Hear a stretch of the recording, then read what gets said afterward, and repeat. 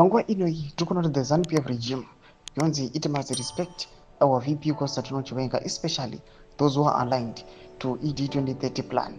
Vakomana vari kuno kunzi vari kupusha propaganda yekuti aiwa 2030 mnangagwa anenge achiripo. Panguva inoi onzi aiwa you must respect VP Constantino Chiwenga nokuda kuti by right and according to the law he must be the one arifana kusucceeda mutungamiri wenyika. Saka pina mashoko ari kuda panguva inoi achionekwa kunzi VP Constantino Chiwenga is being unfairly treated.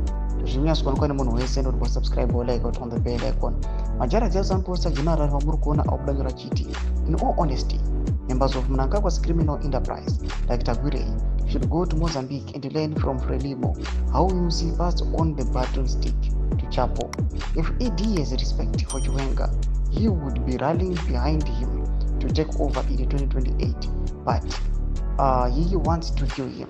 Ndo mashoko ari kuda panguva inoi arutagona majara jaras achiti aiwa vanatagwirei vakomana ava vana kunoenda kuMozambique vanoona from Frelimo kunoenda kunzi aiwa vakomana vana nyusi aiwa vakapasa on the baton stick kuna the VP ari kuonekwa panguva inoi Daniel Chapo zvichinzi aiwa respect VP Constantino Chiwenga. Mana pamajara jaras ataura ma-allegations ekunzi aiwa VP Constantino Chiwenga is being planned to be killed. Mashoko ari kuda panguva inoi ari kuonekwa kuti nezvese zviri kuitika zviri kuonekwa nemunhu wese. Anyone anokuenda against the 2030 plan kana anokutadza kungoita the mantra kana munhu anokuenda against ari kunokunzi sedha you're being fired katongatotiza pachako kuti naune dzimwe nyika kana kuti unotsakatika.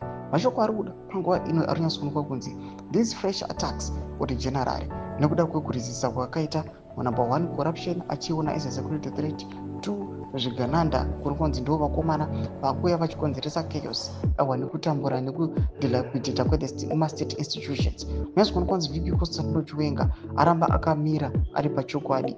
Bhira komene section medu mutidze mafunguro enyu muri kudii pamusoro pechitiko ichi. Zviri kuonekwa kunzi generally aiwa panguva inoi vari pama1.